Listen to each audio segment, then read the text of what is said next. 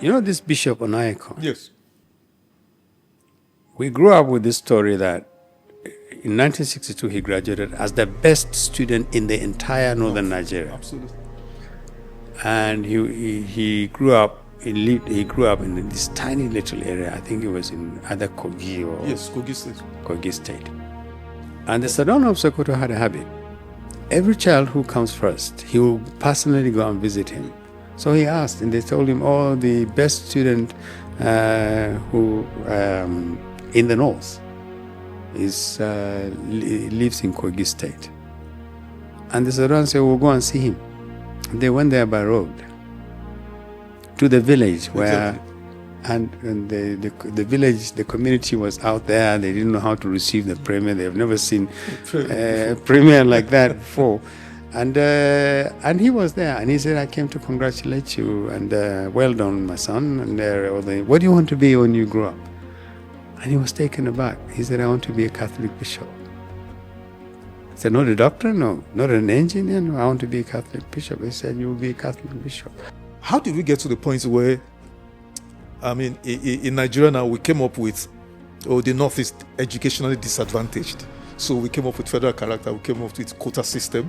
So if unity schools are doing admission, we lower the bar. Universities will lower the bar. As if the northern children are different from southern children, southeast children or south children or southwest children. Doctor, I still go back to it. How bad did northern leaders fail? Very badly. Very badly.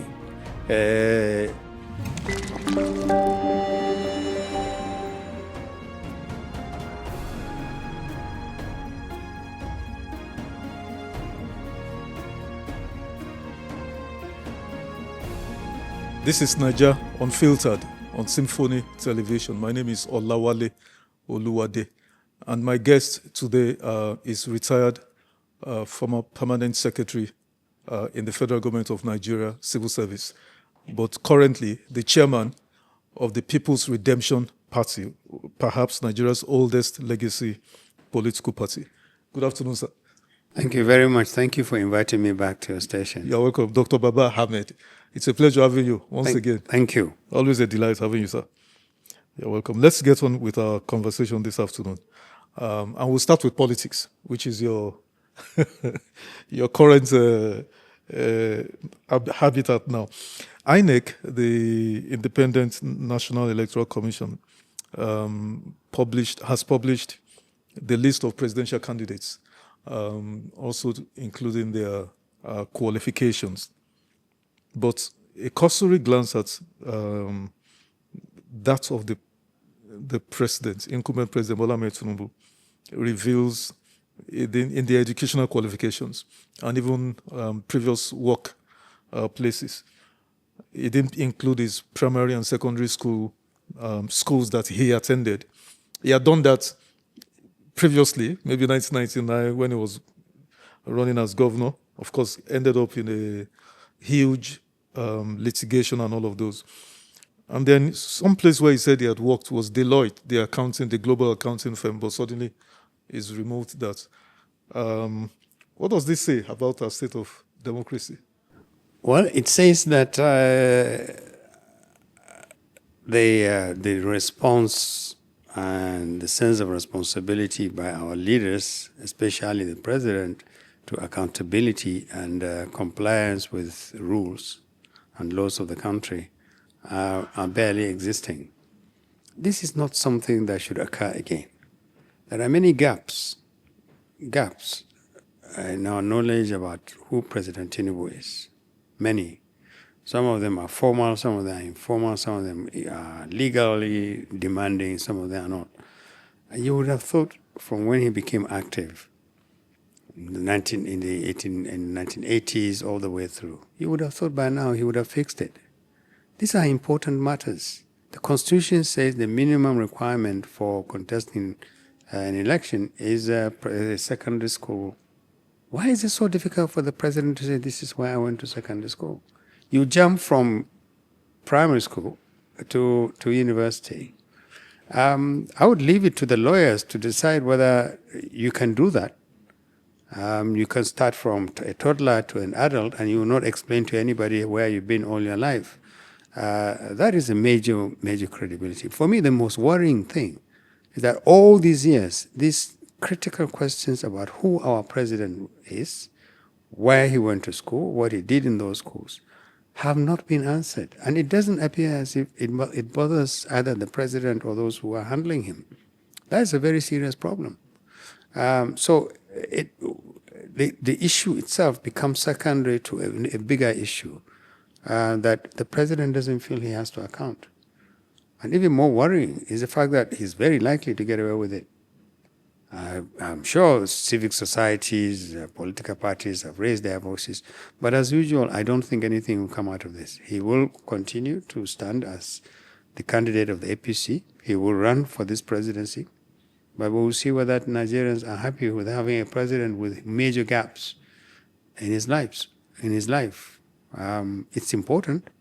In African culture, people say, "Tell me your father, and I'll tell you who you are. Tell me where you were born. It's because an important area. Tell me who knows you. Where are you from?" We knew when we were growing up, people would say, "Whose child is that?" And you're proud to say, "This was my classmate in secondary school. This was my classmate in primary school." These are important things. How can you be so indifferent to them? The only solution, the only question, and the only answer to these issues is people would say, he has something to hide, and he's playing right into their hands. So if President Tinubu had good handlers, they would have said to him, "Sir, whatever this is, unless we're actually hiding the fact that you didn't go to secondary school and primary school, let's make it public." If you don't make it public to the degree that everybody is saying, how can you move from primary school to Chicago, whatever, university? Yes. We should be content with it. Nobody else is. And if INEC says, well, we're not going to raise an eyebrow over this, then INEC risks being complicit. A couple of issues riding on this issue of certificate of the president or gaps in his genealogy, actual age, and all of those. With respect to this, educational qualifications especially, they had listed a certain school in 1999 election cycle to which Gani Fawemi had gone to court, and it was later discovered that the school he claimed he attended was not founded 4 years after he said he had been to that school. That is one very funny issue. But with respect to the university he claimed to have graduated from in America, Chicago State University, in the last election cycle, 2023, the school, because the PDP Atiku team had went to that school to ask them, and they denied issuing that certificate, that they don't know that certificate. It was not issued by them.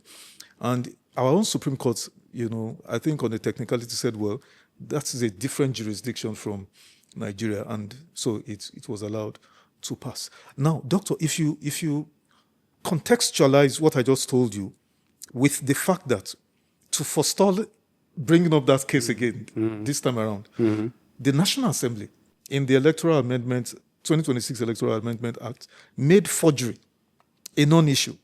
It is no longer a crime for disqualification of an aspirant or a candidate in elections. Because don't forget, David Lyon, who won election under APC 2019 or so, if I'm not mistaken, that governorship victory was taken away by the Supreme Court because his deputy rather, forged. Can you speak to this, sir? How did the National Assembly in their wisdom think? Because somebody told me here that they amended that law to suit the purpose of one individual. I don't know whether you can use wisdom and the National Assembly in the same breath. Honestly, and I'm not going to apologize for this statement. The National Assembly lost its credibility, its respect a long time ago. President Tinubu's target from day one was to capture and turn the National Assembly into an instrument for governance, for for running virtually everything that a president would want to see in a National Assembly. President Tinubu has extracted from the National. Look at the way they are railroading the issue of the state police, in spite of the fact that people have said enough consultations have not been involved. This is not an issue you want to bring up at this stage. There are so many issues. We're still running about 3 budgets at the same time. And the budgeting process is a responsibility of the National Assembly as much as it is for the executive. In fact, the National Assembly has more responsibility for overseeing the budgeting process. I can tell you 20 things where the National Assembly has let down the Nigerian people. And it's easy to understand that. All these legislators who have abandoned the people who elected them, abandoned the party platforms that gave them ticket and enabled them to get there, have abandoned the people, have abandoned their parties, and they are now camped under the canopy of the president. How do you expect the National Assembly to do anything else but to be the lapdog of the president? That's what we are. And if you're looking for evidence of the collapse of the integrity of our democratic process as a whole, the first port of call is not even the judiciary, where Nigerians are saying, no, something is wrong. It's actually the National Assembly, the legislature. The judiciary is it's a vital element of a democratic process. But the first casualty, unapologetically, without batting an eyelid, is the legislature. So you can list all these things that are going on. But I don't think you can change this legislature. The only thing that will change this legislature is when Nigerians reject them in 2027. And then you can begin to see a rebuilding of the process, including, by the way, the rotten eggs that may exist in the judiciary. Between a good executive and good legislature, the one that reads its mandate basically as coming from the Nigerian people, not from the president, the one that is willing to say no to a president who believes that unless he has a legislature in his pocket, his power is incomplete.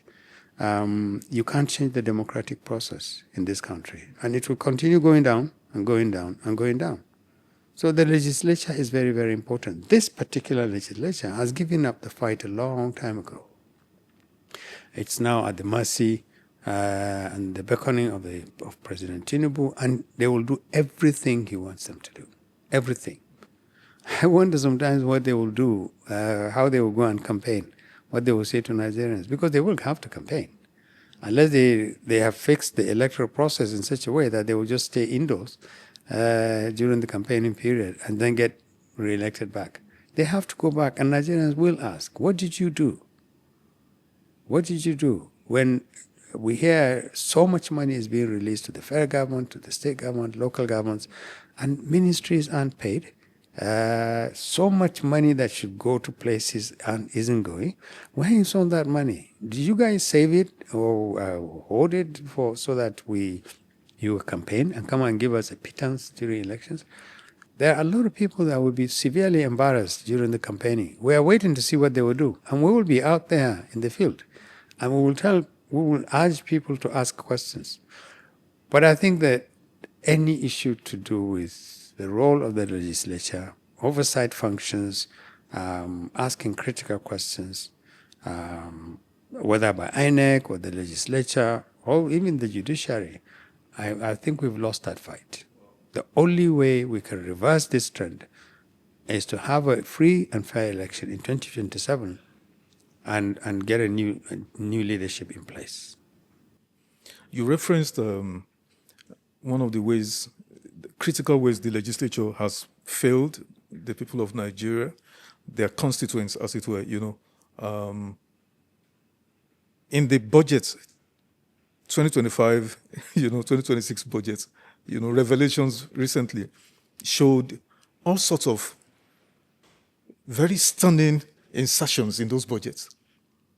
I mean, for instance, in Bende local government, where the deputy speaker comes from, church building project, 780 million naira.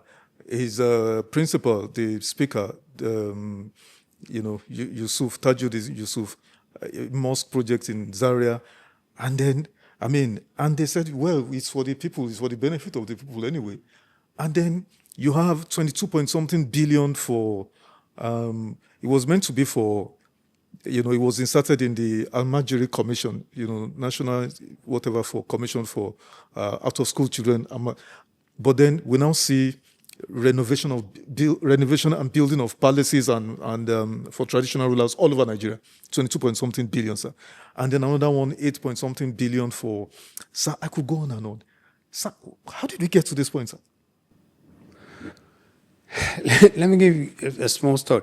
When former Senate President Saraki asked me to be his chief of staff, initially I hesitated.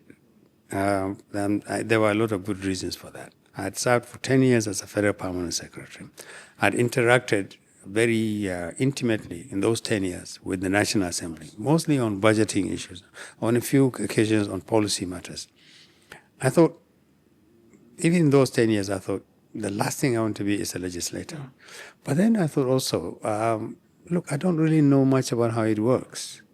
And so I thought, and also it's irresponsible if the Senate President, who is the number 3 citizen of the country, says, please come and run my office. And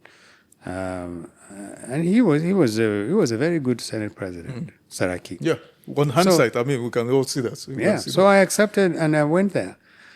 One of the things I discovered is that, these constituency projects, if you go through the budget, you will never see a heading constituency projects.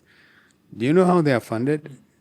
Every legislator is allowed some money to spend as constituency project.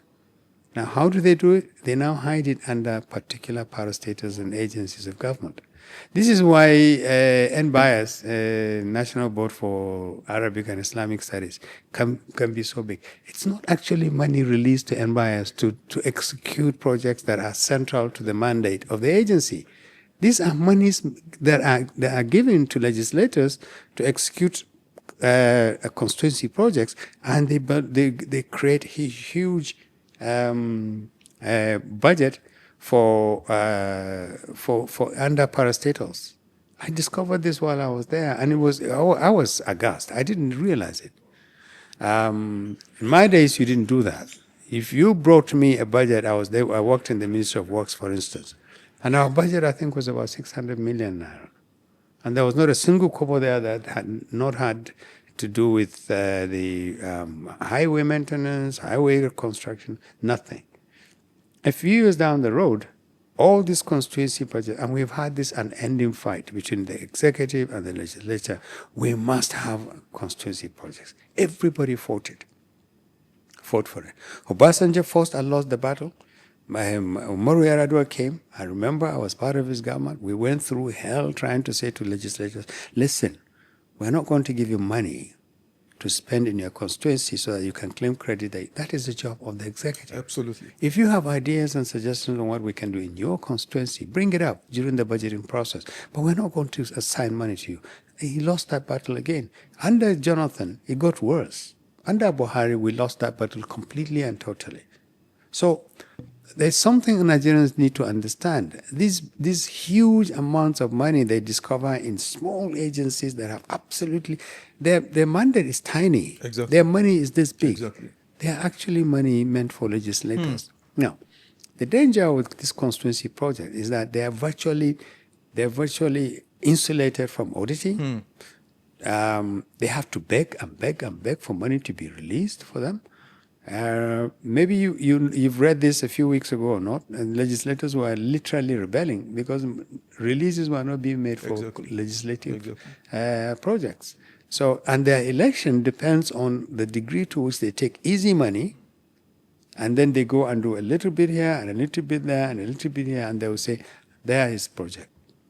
Now, if legislators say, in my constituency, there's a general hospital that needs massive improvement. There are 2 secondary schools that require dormitories, classes, and equipment. There are a number of things I can do to improve the degree to which young people acquire. So what I'll do is I'll go to those ministries and I'll give them these things and they will capture them in the budget. But no one is going to give you money. I don't need the money in order to influence the manner in which the budget addresses the needs of my constituency. And then at the end of my 4 years, I can go back and say, I was responsible for this. Then the government can also claim credit. But when you share responsibilities between the government, the executive side, and the legislators in terms of who would spend what on who, then obviously you corrupt the system. And it's a virtue, it's one of the worst forms of corruption. You don't account for this money. Everybody has to have something. They give you an amount of money. So you now start going around looking for agencies to do that. And it's a collusion involving the National Assembly, organs of the executive arm of government, the budget office of the Federation, the Ministry of Finance, the National Assembly itself, the presidency. Everybody is involved. And unless you put an end to this, there's no way you can stop this. People talk about corruption. If you want to see how real corruption start asking about how budgets are made. And this is the reason why they can't close down budgets. We're still running, in spite of all they're telling you, we're still running budgets 2024, 2025. Absolutely. And the manner in which releases are made is incredibly politicized. And there's a lot of unmentionable things that go on. You want money to be released, you'll have to go through so many stages. Wow. So they release a little bit of money, and legislators who have gone forward to say, we have a project is coming, I need money for this thing. God knows how I can't say this in open television, but they go through hell getting money that was inserted in agencies of government. And to get that money out is a big issue. And then you ask, where's all this money? How can we have a budget running into trillions? And then you hear for months and months, ministries haven't had money released to them. And at state level, ministries are not being funded, agencies are not being funded. You have to pick and choose which agency. Where's the rest of the money? So I think the reason why some of us are so focused on having a change in 2027 is we need to bring an end to this rot. The people who have made everything worse now, they come back. If there's anything worse than worse, they will do it. They will do it. They don't know any option. They don't know any alternative.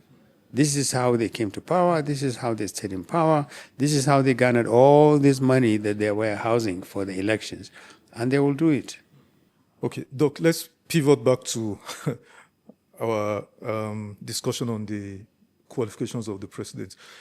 Some have said, why did even the president have to put the Chicago State University there? Because the Constitution of Nigeria actually does not require the president to have a university degree. So my question, Dr. Baba-Ahmed, you're a PhD holder, and you went to school when school was school in Nigeria. How does Nigeria expect to compete with her peer in the world, the likes of Malaysia that would like to reference Singapore, Taiwan, Indonesia? I mean, whenever we're talking about the developed countries, how do we expect to compete if our criteria for selecting leadership? Now we're talking about the number one job, the highest office in the land. And we bring down the bar. We dug the ground and put the bar there, that you don't have to have gone to school. Can you speak to this, sir? Well, let's go back to the original question you raised. How is it, why should we tolerate a situation where the president jumps from primary school? I'm assuming he mentioned the primary school he attended. He mentioned, I didn't look at the data very closely. He didn't mention any primary school or secondary school. Well, this is why a lot of people are saying this should be challenged. Our constitution says you must have been educated to secondary school level. Exactly. If you don't tell us where you went to primary school, you don't mention which secondary school you went to, which is the threshold for our constitution. You only tell us where you went to university. It should be challenged. we should challenge it and say, no, that's not good enough. We don't want, the Constitution didn't say how many degrees you should have. It says, say which secondary school you attended to, and we can verify. Those who want to go and verify can verify. Those who want to take it on as a face value can do that. And that's really the point. Why is he jumping the secondary school end? In America, it is possible to go to university, quite possible, that without secondary school, as we understand it here. So if you just bring that back to us, they didn't say, oh, it's equivalent in America. They said secondary school education. They didn't say, oh, it's equivalent in America. So I think that thing should continuously be challenged. It had been challenged before, and we should continue to challenge it. But the second issue you raise is even more fundamental. The quality of people who lead this country is abysmal. And this explains to a large degree why we continuously decline. The preparation for power, their background, their preparations for power, is next to nothing. Let's go back to 1999. President Obasanjo was head of state before then. He was a military man. He fought a war, became number 2 in the country, became head of state by virtue of being a soldier. I don't know how much intelligence or learning you require to be, but let's be fair to him. He must have been some kind of good officer to have been a frontline officer, won a war, became number 2 to Murtala and stepped into Murtala's shoes when Murtala died. I worked with Obasanjo from 1999. I was in the government before he became president.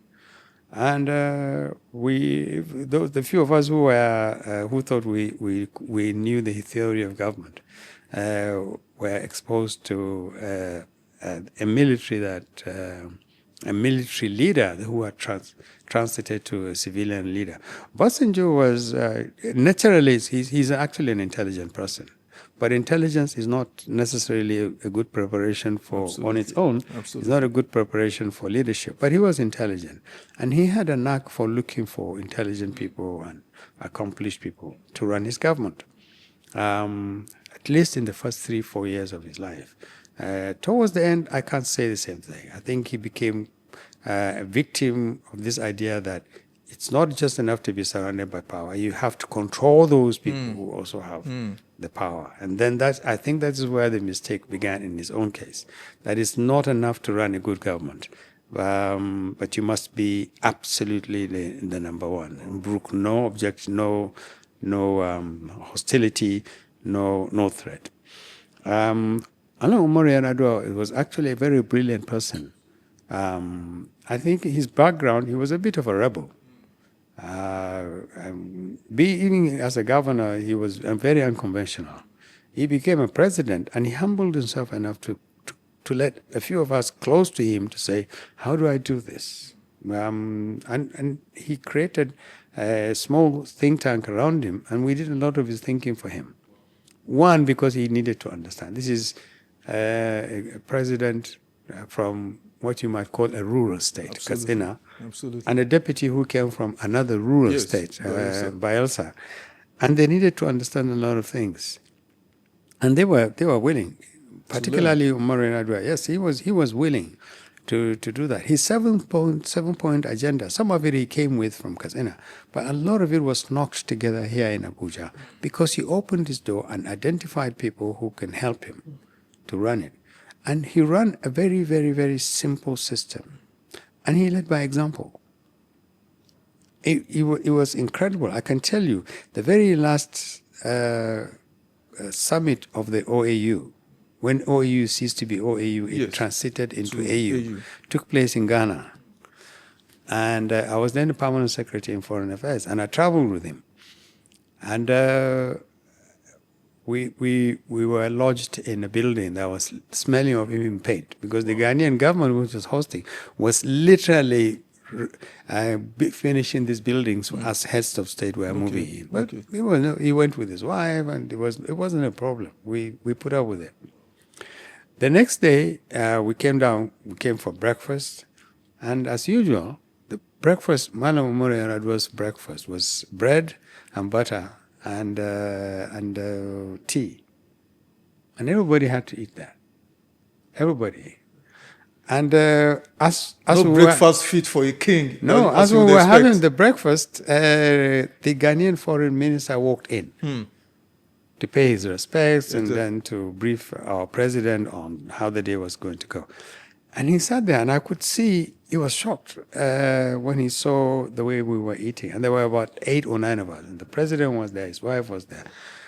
And as I was walking him out, he came with his permanent secretary. I was walking the permanent secretary, and he said, "I saw your president eating bread and butter." I said, "Yes, that's his breakfast." He said, "Is it for health reason?" And I said, No, that's how he eats." Now, I mention this only because I think that somewhere, I think we lost this idea of a servant leader, a president who will see himself essentially as serving the people rather than people serving him. Amenable, available, open, simple, and you don't have to throw your weight around for Nigerians to know you're a president. And then the use of your intellect. The use of your intellect is to allow you, give you the benefit of getting people who are thinkers, people who have vision, people who are willing to spend 25 hours in a day finding ways out of the problems that you have. We lost that. Jonathan, I'm afraid, was not a thinking administration. They spent too much time fighting, just to give Jonathan a stranglehold. He had an election to run, not a year or 2 after he became president. He got surrounded by the wrong people. And that is where leadership qualities come in. You need to know where your boundaries are.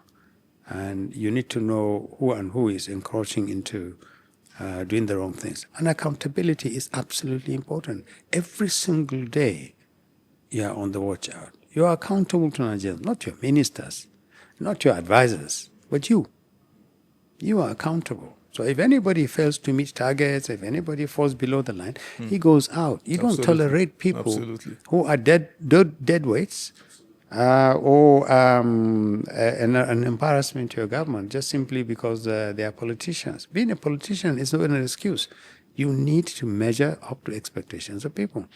So the simple, I think the question is that we've been let down by the type of leaders we have. And it has been consistent all the way to now. Still interrogating this President Tinubu persona or phenomenon, as the case may be. I had former SGF Babachir Lawal. I'm sure you must know him very well. You guys must have been in ABU together. We worked together in ADC, in CPC and ADC. Okay. Were you in school at the same time? Were you in ABU?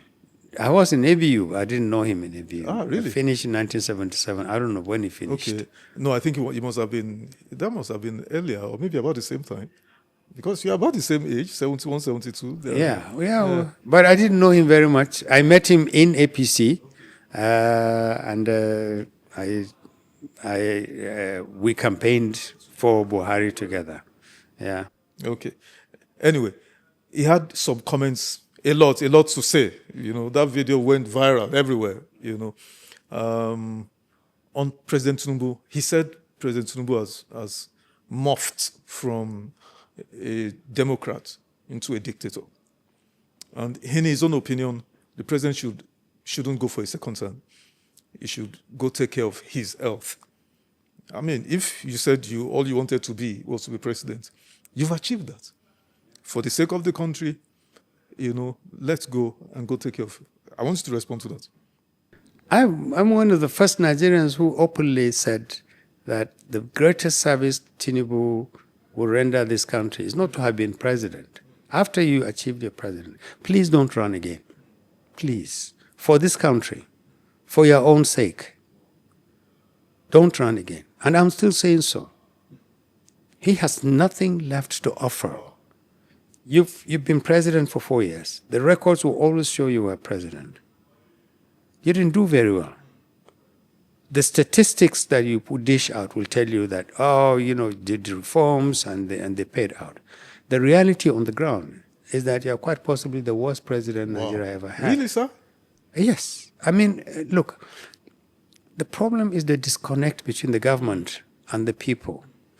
Catholic bishops went to the president. These are highly respected people. He must have thought, this is a good outing for me. Otherwise, he wouldn't even have agreed to meet them. Everybody knows them. They went to him, politely said to him, Mr. President, the people are not happy with you. They are hungry. They are insecure. There are a lot of problems running in the country. For every issue they raise, he said, no, you're wrong. I am right. There is no hunger in this country. What you're saying is not true. Now, for goodness sake, a president in charge of his faculties, in charge of a country that should have prepared him, would not do this. You could say, well, there are issues about hunger and we acknowledge the fact that our reforms have failed to yield dividends. They're either long yielding or they've suffered from design problems or implementation problems. No. He says no. The Nigeria you're painting is not the Nigeria I know. Now, so we have to ask the question, what Nigeria do you know, sir? Which Nigeria do you live in? You live in a Nigeria that lives in your head. And the ones that people tell you, oh, you're a great president, sir. You're doing everything right.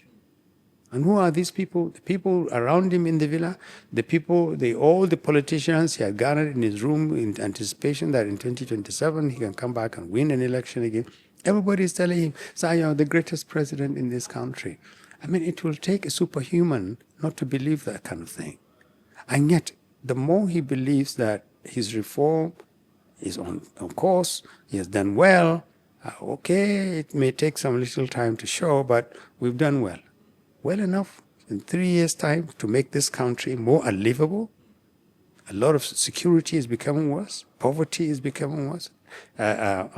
Young people are losing faith that this country will ever be good enough for them to live in. This is the Nigeria he's leaving behind. So how else do you judge President Tinubu, other than the fact that he satisfied a personal ambition to be president, and beyond that he did nothing? We will interrogate the meeting between the bishops and the president and the response of his team in particular. But back to Babachir Lawal, sir. I asked him, because he told me he got scholarship, and the process by which he got the scholarship was really interesting, But my point is this. So I asked him, I said, the education system now, and then the former SGF says he's totally disappointed with northern governors. Because the North is the headquarters of out-of-school children, poverty, extreme poverty, misery, mortality, infant and maternal mortality. That's where it's in the North. So he says because the governors of the North have simply lost their patriotic fervor. He says that the last serious government or governor we have had in the North is the Yar'Adua era of governors. Yeah. How do you respond to this? Oh, he's absolutely right.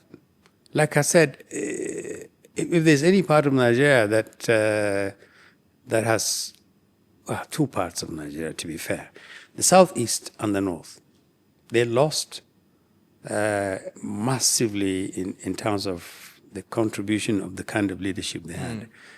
You know this Bishop Onayeko? Yes. We grew up with this story that in 1962 he graduated as the best student in the entire northern Nigeria. Absolutely. And he grew up. He grew up in this tiny little area. I think it was in either Kogi or Kogi State. Kogi State. And the Sultan of Sokoto had a habit. Every child who comes first, he will personally go and visit him. So he asked, and they told him, "Oh, the best student who in the north lives in Kogi State." And the Sultan said, "We'll go and see him." They went there by road to the village where, Exactly. and the village, the community was out there. They didn't know how to receive the premier. They've never seen premier like that before. And he was there, and he said, "I came to congratulate you, and well done, my son." And what do you want to be when you grow up? And he was taken aback. He said, "I want to be a Catholic bishop." I said, "Not a doctor? No. Not an engineer? No. I want to be a Catholic bishop." He said, "You will be a Catholic bishop." And I understand that the regional government, headed by a Muslim, the grandson of the Shehu Danfodio, supported him to the limit of what it can. Absolutely. My generation and 2 or 3 generations below, virtually everybody under me, except maybe in the last 30 years, will tell you they went to school substantially because of the vision and the commitment of leaders to provide a foundation for them to go to school.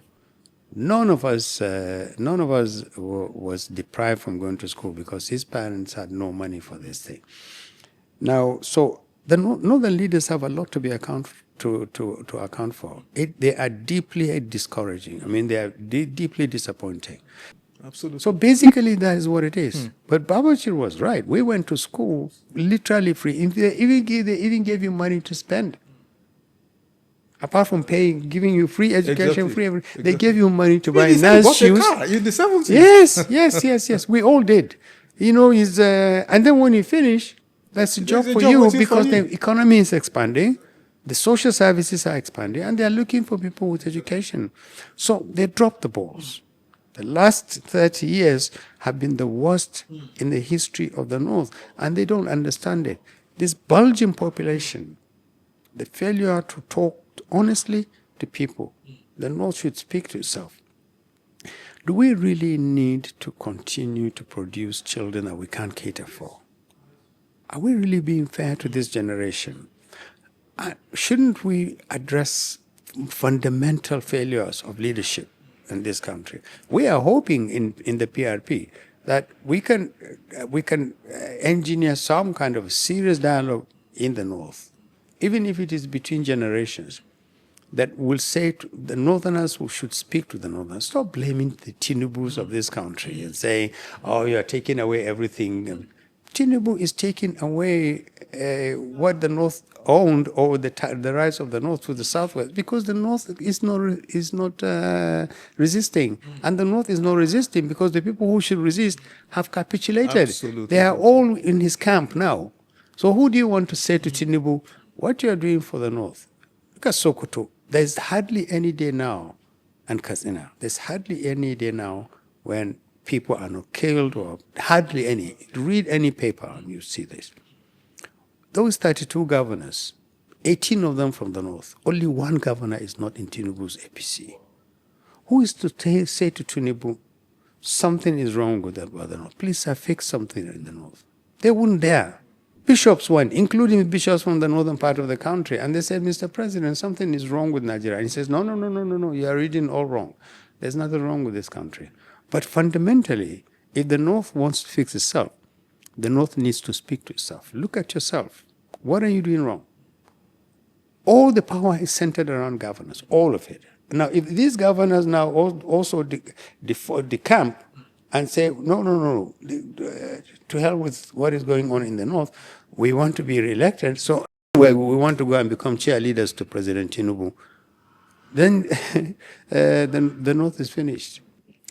Doctor, before we leave this issue, you touched on something which I also referenced about Babachir Lawal. Babachir Lawal is a minority Christian, made a first class in a Muslim, northern-dominated part of Nigeria. Nobody discriminated against him. Like you said, a Muslim northern premier, northern governors did not say, "Oh, no, please, we don't want that kind of, don't promote that." How did we get to the point where, I mean, in Nigeria now, we came up with, the North is educationally disadvantaged. So we came up with federal character, we came up with quota system. So if unity schools are doing admission, we lower the bar. Universities will lower the bar. As if the northern children are different from southern children, southeast children or south children or southwest children. Doctor, I still go back to it. How bad did northern leaders fail? Very badly. Very badly. I teach history and politics, and I always tell people this story. When in 1959, the elections, it sounds very far away, but it's as relevant today as it was then. The party, the NPC, which was the Northern Party, they won the election. And the leader of that party was supposed to have gone to Lagos to become the prime minister. Absolutely. And people said to the president, when are you going to become prime minister? He said, I don't want to be prime minister. They said, what? You are the leader of the NPC. You're supposed to go and head this country. And he said, no. I want to stay here with my people in the north because the challenge here is greater than fixing Nigeria. Other people can do that. I have somebody else who is intellectually good or better, and that's how Abubakar Tafawa Balewa went there. Now that is sacrifice, that is vision, and that is commitment. Everything that happened then, there were a few mistakes they made. Of course. They were human, but from that era we saw during that era we saw real commitment. They told him in 1961 he wanted to build a university. They told him he can't do that. He said, why? They said, you don't have the money, you don't have the resources, and you don't have the students who would even go. Exactly. If you do that, if you build a university in the north, 90% of the students for the first 10 years, years of that university, you'll be training people from the southern part of the country, because only people from the southern part of the country get qualified. The people who qualify from your region are very few. And he asked a few people to set up a committee to advise him. And they came back to him and said, Mr. Premier, you asked us to advise you on whether the law allows you to establish a regional university. He said, yes. They said, yes, the law allows you. But you have massive constraints. He said, like what? He said, you don't have the money to build a university. If you want a university, you can build one, but it has to be multi-campus. You have the Nigerian College of Arts and Science in Zaria. You have the College of Administration in Congo, in Zaria. You have the IAR Institute of Agricultural Research in Zaria. You have to build other campuses elsewhere. That's the only way you can have a university. He said, we can do that? They said, yes. So they said the biggest problem is you don't have enough students from the north graduating with the qualification to get into university. He said, why? He said, well, two things. One is that the only examination that allows people to get into university is written in the south by southerners, and there's very few of your people who make it. And he said, well, okay, so what do we do? They said, well, if you build a university on your own, you can train people, but they will come from this southern part of the country.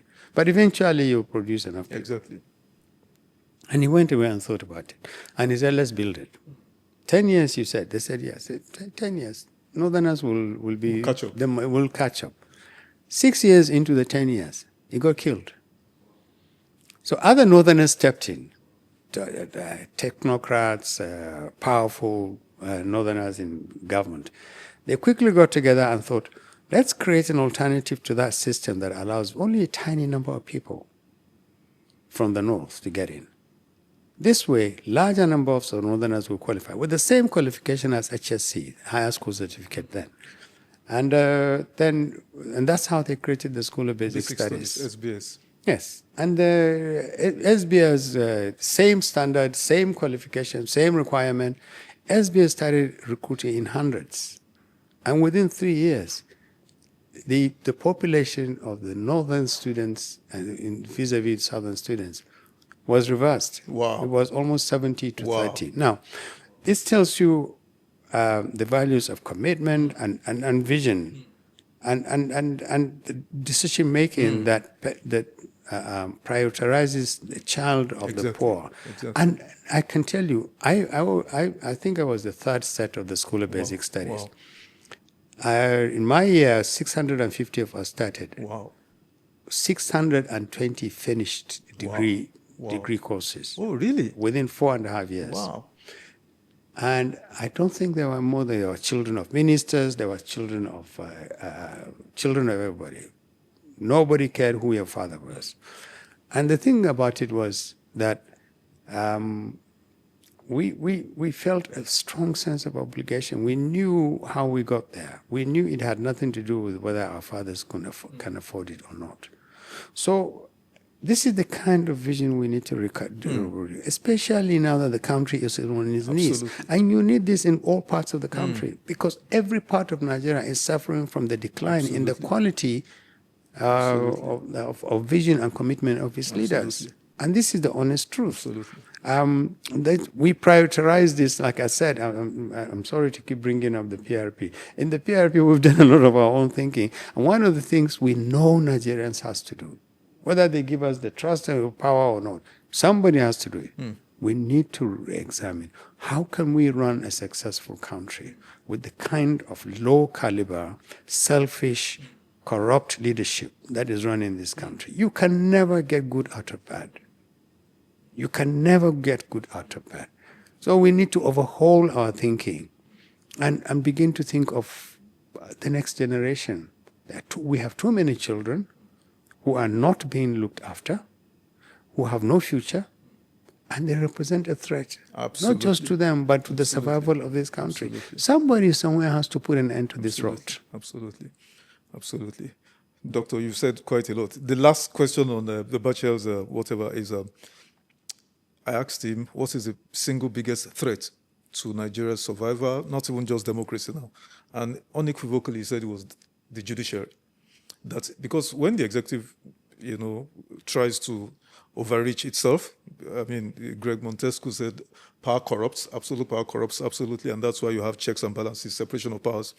Let's say for whatever reasons, the National Assembly are in cahoots, handing gloves with the executive. They're the only institution that can pull both of them back and save the republic is the judiciary. Sir, but he says the judiciary? It is. I agree with him entirely. Wow. I agree with him. Wow. Sheikh Usman Danfodio said, there's an organ in the body. Any other organ can fail. And the human body can continue. But there's an organ in the body, if it fails, there is no life. It's the heart. In society, that is the judiciary. Wow. Let me tell you, as we speak, we have one of the best presidential candidates, Donald Duke. Your party? Our party. After the primary, one of the people he contested, who lost fairly and squarely, did not agree that he lost. So he went to court. And we've been in court. He sued Donald Duke, he sued the party. And we've been addressing this issue. We know Donald Duke won fair and square, but this is right, the other party. And last week, the judge adjourned the case he's hearing, the case involving the challenge against Donald Duke by the other party, to the 2nd of November. Oh, adjournment to 2nd of November? Yes, 2nd of November. Wow. By the 2nd of November, campaigns will start on the 17th of August this month. Yes. In maybe a few days' time. Exactly. And this judge adjourned his hearing. No, not the hearing, the judgment. Okay, the judgment. To the 2nd of November. Wow. Now, which candidate, please, in the name of God, which candidate will campaign with a cloud of uncertainty and a litigation over his neck? Now, we don't want to say this was a deliberate ploy to cripple our campaign, but you can't do this. This is a pre-election case. You move a judgment for almost 2-3 months, for goodness sake. And even if he enters a judgment, let's say he enters a judgment in favor of Donald Duke and our party, the other candidate will appeal.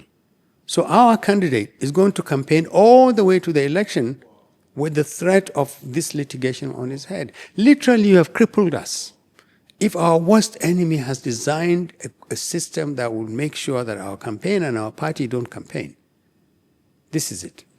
I don't want to impute motives. I'm not saying the judge is in the government's pocket or he's done, but this is the worst possible thing. This is a pre-election case. The judge would know that November 2nd, we would be midway into an election, and then and we don't have any recourse. Now, the judiciary, if you don't fix the judiciary, this country is finished.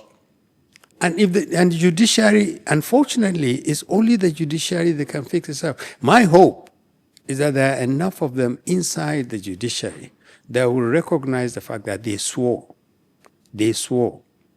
to protect the integrity of the judiciary, and they recognize the fact that the judiciary is the most vital institution that will hold this country together or let it go asunder. Doctor, okay, let's switch gears let's pivot back to the Catholic bishops meeting with President Tinubu. In that meeting, President Tinubu made maybe 3 very startling comments. The first, he said, all is fair in politics, to which it is safe for anyone to impute, to stretch it as far as possible.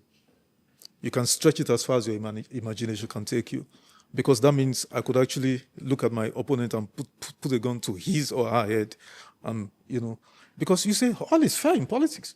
That means the thuggery, the brigandage, the ballot stuffing that we used to know, we can deploy all of those all over again. We can come into political parties, opposition parties, and destabilize them. All is fair in politics. Second, he said, because the Catholic bishops said, the country is bleeding. There is massive hunger. We're close to the people. We're parish. We live with them. We know. And the president said no, And the president said, as for my opponents, they want to take my seat. I'm not going to make it easier for them. I'm not going to lay a carpet for them. We're going to wrestle ourselves to the finish. Doctor, what's your response to this choice of words? I saw the same interview you saw, and I will be honest with you. What came to my mind at that time is, I wish his handlers would let him speak even less. I think they were, if indeed this long absence of the president saying anything, Nigerians worry. They want to see their president. Exactly. They want to see, when they're in trouble, they say, where is the president? Where is the president? Why is it only Bayo is releasing things? So the president is caught between 2 things. The presidency is caught between two problems. On the one hand, if he stays away for too long, and it's all we see are press releases and statements by media aides, then we say, where is our president? Why isn't he talking? On the other hand, if you put him forward, it says this kind of, they're not laughable, they're sad. If a president can say all is fair in politics, in a democratic setting, this is the prime definition of a democratic system, is that it is founded on the rule of law. And when you're dealing with the rule of law, the last thing you equate it with is that anything goes. That's what he says. Anything goes. I am a fighter. If you come with a knife, I will come with a gun. And I will shoot you before you get close to me. Some politicians will say that's the way to fight. But not if you're president of the country and you're the chief law officer of the country.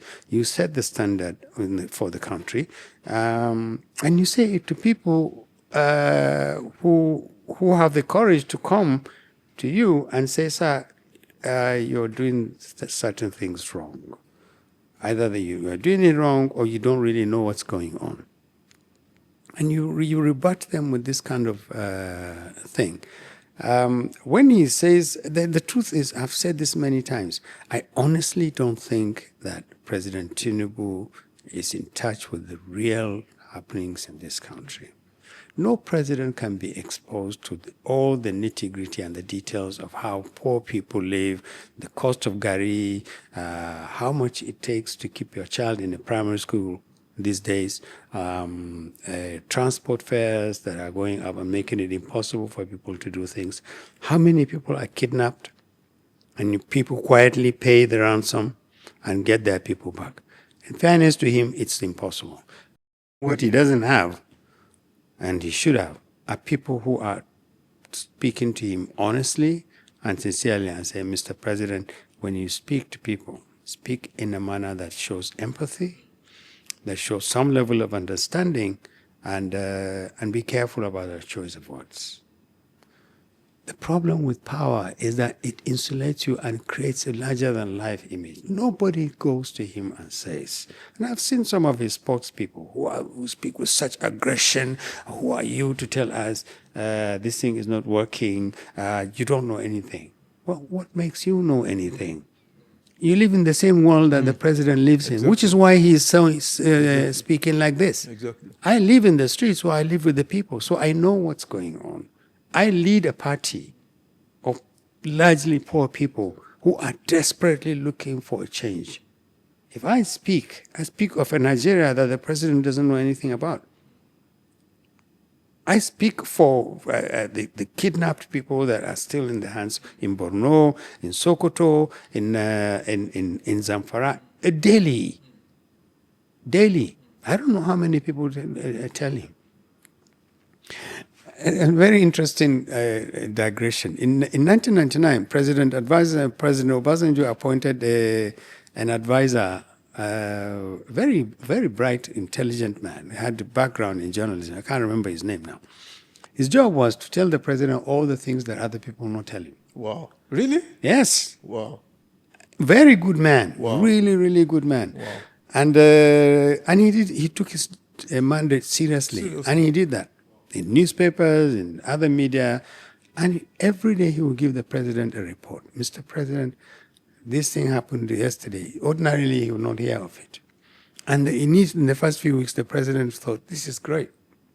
So he would hear all the nice things that people want him to be happy about. And then he would read this gentleman's thing. After a few months, the president, where is this man who's always telling me bad news? I remember this very clearly because it happened at one of the retreats that President Obasanjo used to organize for permanent secretaries and ministers.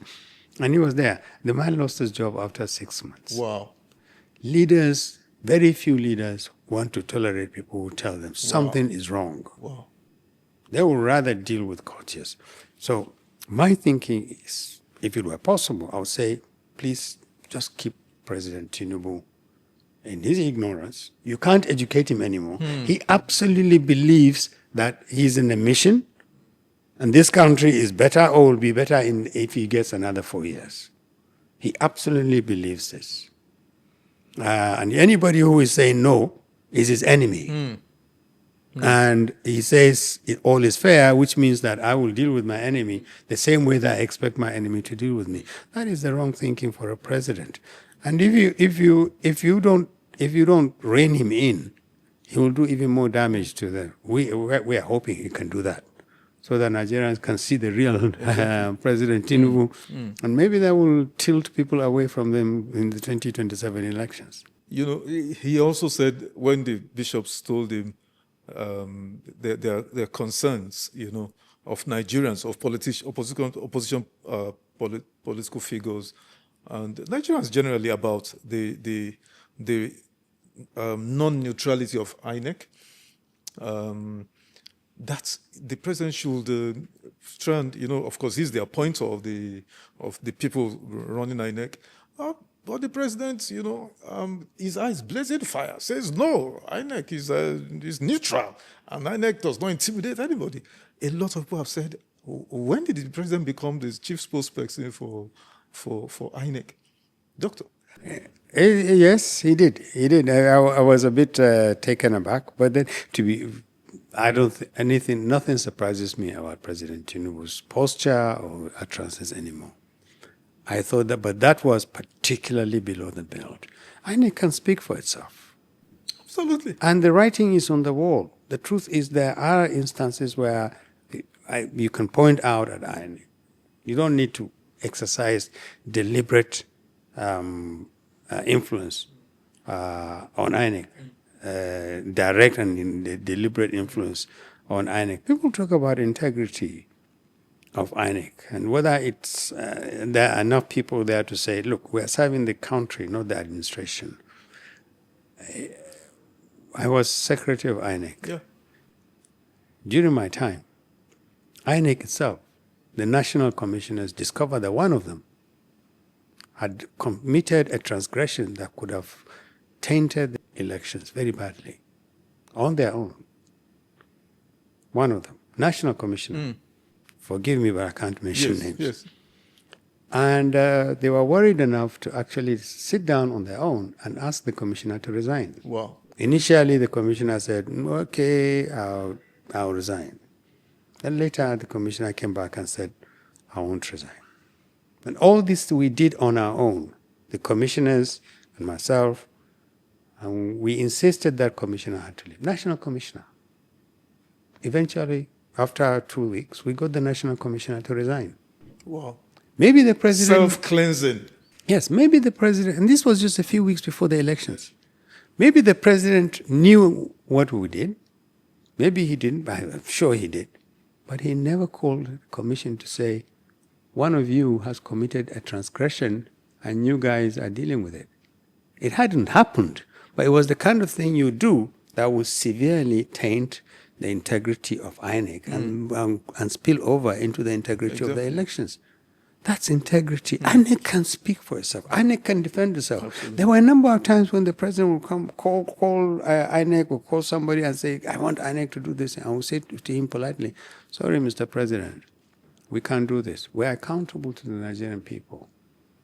So INEC should defend itself. President Tinubu, I saw the venom, I saw the energy that he deployed. It's never done. Again, it goes back to this issue. If you can keep the microphone away from the president, do so. This is a friendly advice to him. I know they won't do it. Okay, last question on this bit with the Catholic bishops. The president's aides, particularly Daniel Buala and a certain Tokwe Ajayi, they've come out because Cardinal Onayekon came after that meeting, granted an interview, and pretty much regurgitated all what we've said here as his own perception or takeaways from the meeting. And these media aides of the president went, viciously attacking this man, saying, he breached presidential confidentiality. You've served as in the presidency, sir. Is there anything called presidential confidentiality? Even going far to say Cardinal should apologize to the president. But the one that takes the cake for me was when Daniel Buala said, Cardinal Onayekon is not speaking for the entirety of Nigerian Christians. He's only speaking for only the Catholics. Yeah. You would have thought that the spokespersons of the president, what needed to have happened after the visit and the report of the visit, yes. You would have thought somebody somewhere, if the villa was organized, I worked in the villa before, if the villa was organized, somebody somewhere would call all the spokespersons and say... So Doc, the villa is not organized now? No, it's not. Oh, wow. I think substantially these people all act on their own. Oh, wow. Because, look, somebody, chief of staff, for instance, would call all the special advisors and say, gentlemen, for the next few weeks, we should show humility, we should show respect, we should accept, we should play down this. Don't take this fight to another level. Wow. We would lose. These are cardinals. These are bishops, for goodness sake. So, Doc, when this kind of meetings happen... Oh, yeah. Wow. Absolutely. Strategy sessions like this? this? Oh, absolutely. Wow. They used to happen. Wow. And people would sit down and they would listen. Wow. Now you have 4 or 5 people, each of whom goes out with the guns blazing. And each one picks where he do. And you lose the battle. You lose the battle. Somebody somewhere would have said, oh, this is damage control. This is time for damage control. Either the president himself or chief of staff or sometimes chief of staff, secretary to government, a few advisors, minister of communication and information. They will get along and say, this meeting, we need to handle it better. They didn't. Wow. And this is why you see all these things. This hostile fighting back. Exactly. You would lose this battle. First, because the bishops actually, Nigerians know what the bishops told the president is the actual truth. Nigerians also know the president's reaction and rebuttal just showed that he had lost touch with the reality of the country. Other issues that were raised by the bishops and the president repudiated everything. just simply says we are being led by a leader who is not in touch with reality. All these things are there, but I think that maybe perhaps the phantom agency is taken away, Bajamiala's, but there are different focuses of power immediately around the president, and I think coordination is missing, and it's vital. But somebody needs to take charge. The vice president could have helped, stepped in, but the vice president is a spectator, has been a spectator virtually in the entire period of the president. So yeah, it makes you wonder why the president brought him back and says, and if I was advising the VP, I would say, am I coming back as a vice president to spend another 4 years sitting on my hands, or am I coming back to work? Exactly. Because there are choices here. Exactly. Okay, Doc, let's wind down now. I'll just take this question, and then I would crave your indulgence to give me rapid fire responses. Your take on the repeat Muslim ticket? I think that, look, let me tell you something else that has been hinted. People said, oh, these bishops went to President Tinubu to raise all these difficult questions for him and to get him to react because they're not happy that he's repeating the Muslim ticket. That is nonsense. What did he do with the Muslim ticket? If it was intended to benefit the Muslims in this country, the Muslims in this country have been on the receiving end of President Tinubu more than all the other people of other faith. Most of them live in the north. The north has suffered from Tinubu administration more than any other part of this country. If the president, I suspect the president couldn't just manage the complexity of northern politics. He wanted a northern Christian. There are too many places where northern Christians are raising their hands and saying, me. And rather than risk alienating huge parts of that, one part of the country, one part of the northern Christian community in the north, he says, okay, let me go and pick a vice president who is a Muslim, who has been no threat to me, who has been of no use. I have not used him, and I can keep him this way until 2028 and 2027, 2031. Again, like I said, if I was advising VP Shetima, I really would say, sir, ask him, are we going to go through another 4 years with you just sitting here and looking? Or are you going to use me? I have a lot to offer. Am I going to be a lame duck vice president, or am I going to be an active vice president? And then I have a choice. Absolutely. Okay, Doc, your party PRP, it was glad for me to see your presidential candidate yesterday.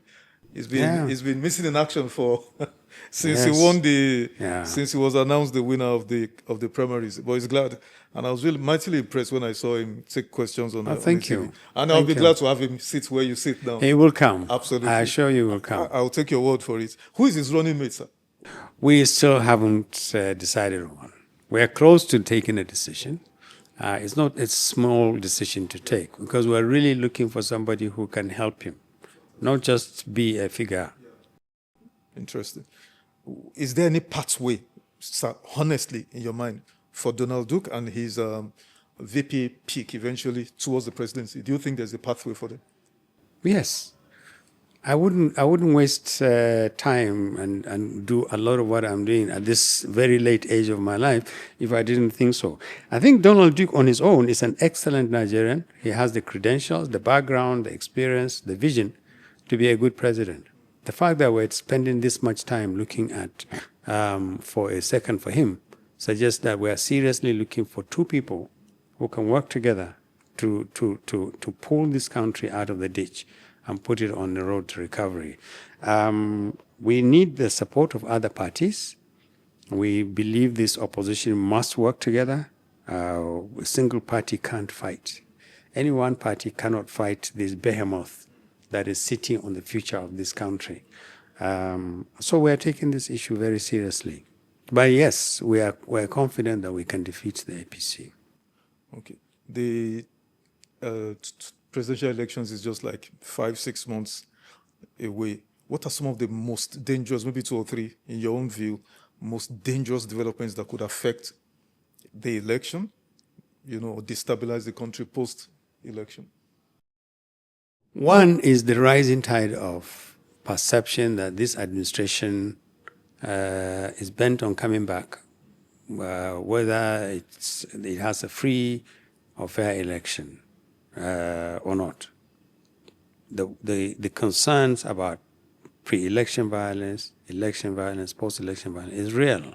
And it is very important for government to understand that this is not just us raising unfounded claims. It is true. There is a lot of anger at the way government has treated the basic principles of governance, address the needs of the people, and this seeming comfort that they will come back anyway. People think there must be, what are they counting on? Are they counting on rigging the election, or are they is there a miracle they will pull out with 5 months to the election? So that's one. We have to worry on the nexus between the nature of the election, whether it is free or fair or rigged or interfered with the reaction of the people. That is a threat. The second one, as I said, as I mentioned, our experience with the judiciary is the posture of the judiciary. There are huge number of cases before the courts. The big parties are all before the courts in one way or the other. And the way the judiciary decides who runs and who doesn't run is also central. They could pick, ADC has about 2 or 3 factions. PDP has 2 or 3 factions. NDC itself has issues. A lot of the parties have issues.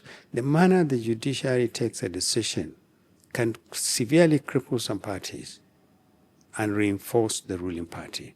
That's another red flag, and it must be watched out. The third one is the degree to which this administration pushes the rules away and deals with electoral rules and just simply brings out billions and billions and trillions to buy off without any modesty or respect for sensitivity to people. People might collect money and still go out and burn down the country. Again, so there needs to be some respect for the sensitivities of people. You can't suffer for 4 years and then people come around and buy off an election and expect that there will be no consequences. So these, for me, these are the 3 key threats. Interesting. Finally, Doc, a group, G100 group, are talking about, they've gone back to the Ibadan summit, as it were, that there is a need for all opposition candidates to coalesce and back one of them, for there to be any serious threat to removing President Tinubu electorally, democratically, next year, January. And I heard your candidate speak towards this. He was actually championing it. He was speaking, and I was really impressed. Are you, as a party chairman, are you on board with this, and are you supporting this? Yes, I'm meeting them in the next 2 hours. Oh, wow. We support this. We started something on the basis of a party. These are just a group of, but they are well-meaning, and we support them. And we believe that some collaboration and some active participation, unification of our vision and energy is vital. Defeating APC is not going to be a walk in the park. We know this. We don't have trillions of naira. But some candidates, some parties believe it's a walk in the park, that in fact by 2 o'clock or 12 noon, there are parties and there are parties. Oh, okay. The government has its own parties, not just APC. So it has its own people. Oh, wow. But there are those who are serious about defeating APC and its other parties and giving this country a new lease of life. And those are the people we're talking about. We will collaborate. We will find ways around which this idea of one candidate lining up behind is only one of the many, many options that we have. What is important is to recognize the fact that alone, it will be almost impossible to defeat the APC. Together, it's almost certain we can defeat the APC. And that's the point. And PRP supports this idea. We will work with other parties, and we will devise a way in which we can reinforce each other and reduce the damage that this governing party, is doing on other parties. I know I said last, but this will be the last one. This presidential scandal, this presidential foreign intervention, whatever, chief of staff and all of those scandals. 1 or 2 minutes, what's your comment on this? You are a retired permanent secretary. Are you proud to see what the civil service in Nigeria has been reduced to? No. It's I hate tearing up the civil service or the public service, because once you've reached a certain level, it's very painful to speak about the public service. Well, you spent 35 years of your adult life. Yeah, I spent about 25 years between permanent secretary at the state level, permanent secretary at the federal level. And so you build this lifetime loyalty for that institution, which is also the reason why it's extremely painful to see it become what it is today. That an individual or a group can penetrate the government in such damaging manner and do some of the things that we hear that has been done. It's unbelievable. And it makes you worry. This rot that has eaten deep into this country, is it so bad?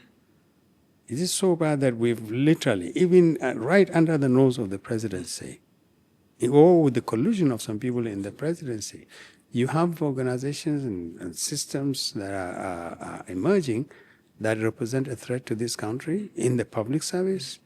It's very worrying. And this is, hopefully, we can fix this. I'm an optimist. We never ever give up, and we will never give up on this country. Doctor, thank you for your brilliant submissions as usual. Thank you very much. Thank you very much. Thanks a lot. Always a pleasure. Thank you.